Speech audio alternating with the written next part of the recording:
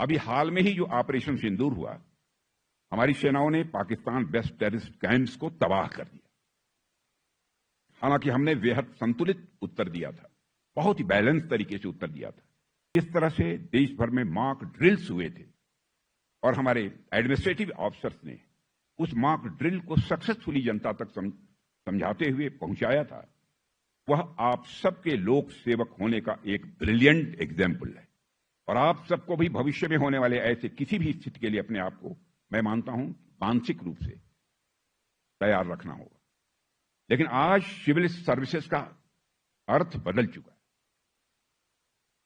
मैं आज आपसे कहता हूं कि आप ब्यूरोक्रेट नहीं हैं, आप नौकरशाह नहीं हैं, आप लोक सेवक हैं, आप पब्लिक सर्वेंट हैं, जैसे हम पब्लिक सर्वेंट हैं।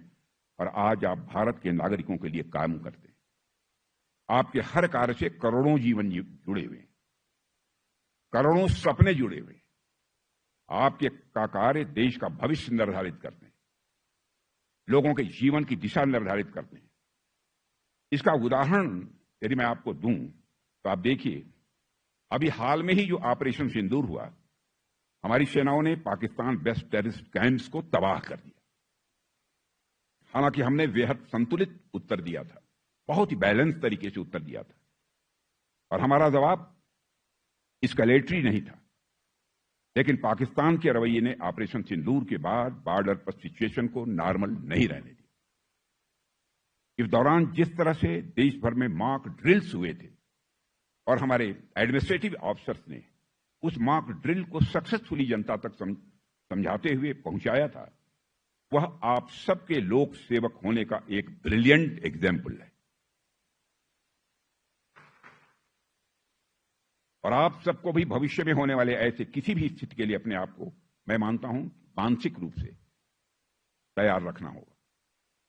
Friends, Rutger Bregman in his book Moral Ambition has said that true ambition is the kind that inspires us to bring transformation in the lives of others.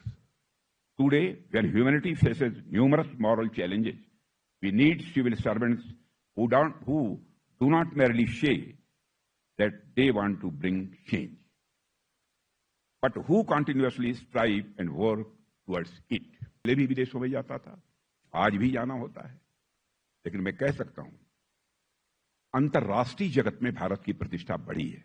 International community ने भारत का stretcher बढ़ा है। पहले international forum पर भारत कुछ बोलता था, भारत की बातों को जितनी गंभीरतापूर्वक लिया जाना चाहिए नहीं लिया जाता था। लेकिन आज इंटरनेशनल फोरम पर भारत कुछ बोलता है तो दुनिया कान खोलकर सुनती है भारत बोल क्या रहा है। यह भारत की एक हैसियत बनी है।